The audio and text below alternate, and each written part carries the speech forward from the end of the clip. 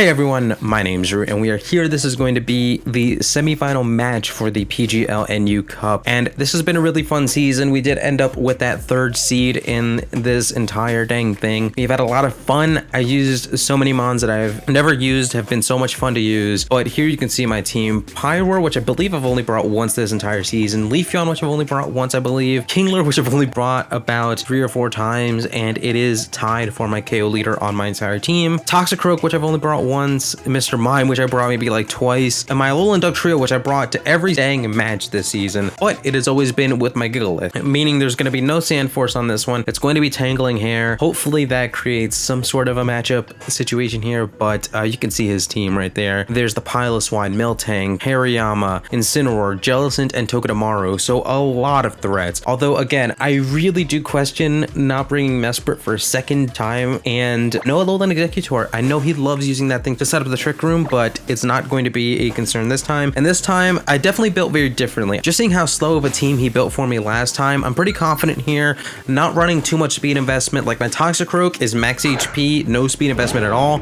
My Alolan Duck Trio only hits 146 to outspeed max speed Mesprit, I believe. And Kingler also max HP, max attack, things like that. The only things that I really did try to work out was my Pyroar is made to outspeed a Togedemaru at max speed, which I kind of did expect. And it looks like we do have very similar compositions where we both have one really fast offensive mon and then the rest are really bulky sets. At least that's what it looks like to me from the beginning. I just want to get into this match. I believe I end up leading off with the Pyroar. Now the Pyroar, I'm just trying to get a feel for his team. I thought there was a chance that he might lead off with a Togedemaru like he did in our first matchup, but I wasn't really expecting it, although that's what he ends up doing. And like I said, not expected at all, but I know this gives me the freest of Fire Blast right now, and more importantly, this Fire Blast is going to be able to give me some information as to what is going to be going on whatever he decides to switch in, which is going to be the Incineroar, which is perfectly fine with me. The Incineroar comes in, and I'm able to gauge damage. As far as I can tell, I'm able to do a decent amount of damage regardless, but we see this damage and we can pretty much confirm that this thing is going to be Assault Vest. So my first thought right here is max HP, max special defense, Assault Vest, because it kind of makes these calcs make sense and it just does no damage. But I stay in, I want to deal some damage with this Hyper Voice, and like I said, this Pyroar is essentially like a suicide lead just for damage, just for information. And Hyper Voice is still doing a decent amount, and getting this Incineroar down low is going to be huge for the rest of the match, especially if it is Assault Vested.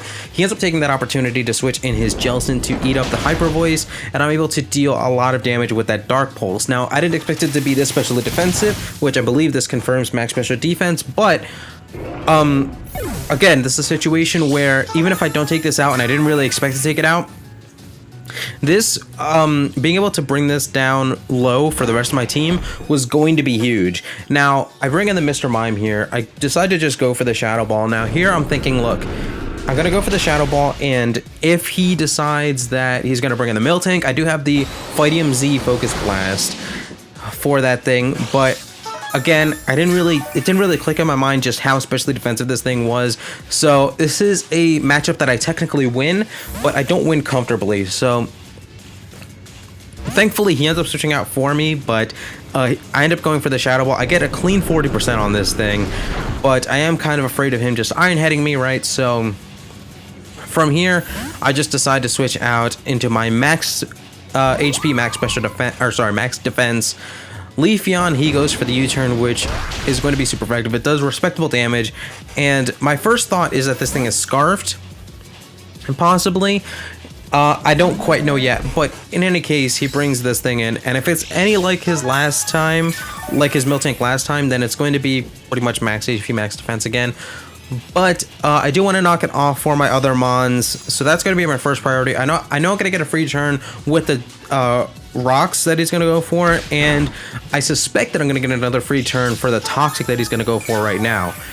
Now, I'm honestly afraid of Sap Sipper. I don't recall from last time whether or not he brought a Sap Sipper Miltank against me then, but regardless, I'm just going to try and test it out. I'm going to go for Leap Blade here, and it could have been bad if I just gave it a free Sap Sipper, but it's something that I had to test because if it was not Sap Sipper, then my Leafeon can deal with it on its own, and then that's one less physically defensive threat to have to end up dealing with. So the Earthquake seems to be its only offensive move. I guess I don't know what its fourth move ever is. Toxic, Stealth Rock, Earthquake, and something else, I guess. I'm not too sure. In any case, it's not too important. I end up going for the Swords Dance, but I'm doing the calcs, and I know that it's not going to be nearly enough, so I'm just going to let it go for another EQ as I go for a second Swords Dance. I got myself 2+4. So here I am at +4, and I'm going to be able to deal respectable damage out to this Miltank, and unfortunately it's not going to be anywhere near enough. I knew it going into this attack, but at the same time I really just wanted to take out this Miltank. I thought it was going to be one less threat to kind of have to worry about, even though if I were able to deal with it with my Toxicroak, it probably would have been better in the longer run. And it was really an inefficient use of my Leafeon, but you know what? Oh well, I guess. My Leafeon could have been really crucial to get some damage off on the Hariyama, probably take a hit, do all that kind of jazz, but unfortunately, we're not going to be able to get that off. And it invites in his Piloswine. I got excited for a second because I thought maybe I could start doing some things, but I knew that the Piloswine would be able to come in. I realized at the last second that the Piloswine would be able to come in and Ice Shard me. So unfortunately, my Leafeon's going to go down, and I decided to go into the Kingler here. And I was too afraid to go for the Liquidation here. So I ended up just going for the knockoff, kind of thinking that the Jellicent might come in. Again, clicking knockoff because of a Jellicent in the back. Because of an immunity and a possible Jellicent in the back. But he ends up outspeeding me, which really baffled me in the moment because... and he crits me, which puts me in a bad spot because then he can potentially Ice Shard me after Life Orb. But it puts me in a really weird spot because my Kingler is base 75 speed and his Piloswine is 50, so this has to be a really fast Piloswine in order for that to make sense. I don't quite know what the thinking was there. I didn't hear from him after the match, so either way, I'm able to at least take the Eviolite off of this thing, and it's going to open the door for something. I end up bringing the Alolan Duck Trio, and I'm going to be able to get a free Iron Head off here, and he just lets it go down, doesn't even go for the Ice Shard, which is totally fine. Now, the Hariyama comes in, and I'm expecting the Hariyama to come in and just cut a close combat off, just trying to activate Flame Orb and take me out in the process, totally fine. But at this point, I'm thinking if I sub, then I can get its defenses lowered and I can potentially take this thing out, see if I could do something there.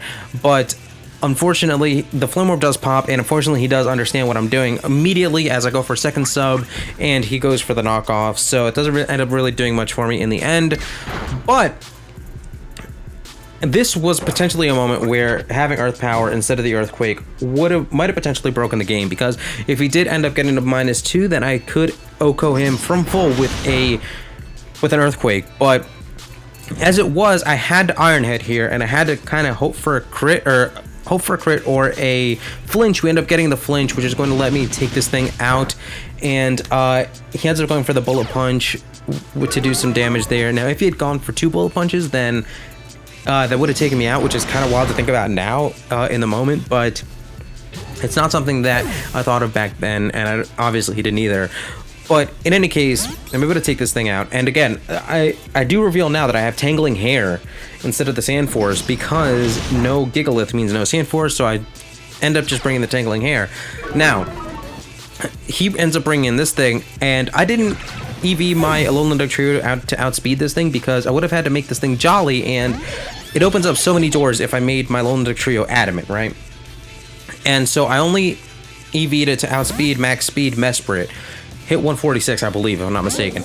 But it ends up letting him get the hit off, get the Tangling Hair, and now I can scare it out with the incoming Toxicroak, because Toxicroak can outspeed it potentially at -1 now that the Togedemaru is slow. But that switch out just lets me get off a Nasty Plot here, and that Nasty Plot essentially opens the door for me to win this game. So I do take out a Jellicent from full at full HP with 252 HP, with a Dark Pulse. So I knew Dark Pulse was going to do more than enough. And here I got really, really scared because at this point I'm still assuming in my head that this is max HP, max special defense assault vest. But turns out that it was only max HP assault vest with max attack adamant, I believe. So my +2 sludge bomb takes it out every dang day of the week. Unfortunately, I could not go for vacuum wave because that was too risky of a calc. It does slightly less. Regardless, we were able to take that thing out with the sludge bomb. There's a very thin margin on that roll. So if I did any less damage on it with that Pyroar, then that could have gone very differently. However, that just opens the door. He brings in the Togedemaru and vacuum wave ends up winning me this match. This was a really fun match. Obviously, GG to ThumbBrother2. I think I adapted as well as I could have. I brought some really interesting things, at least interesting to me, and I think that kind of made the difference in this matchup. And I definitely did more calcing than I usually do. But that's gonna be it for me. Thank you guys so much for watching. We'll be back really soon, and I guess we'll be back with the finals next week. And I believe next week will also be the first week of the Saffron Battle Network, so that should be really fun as well, with of course plenty more weeks at the PGBL to come really soon. But with that, once again, thank you guys so much for watching. I'm gonna be once again out.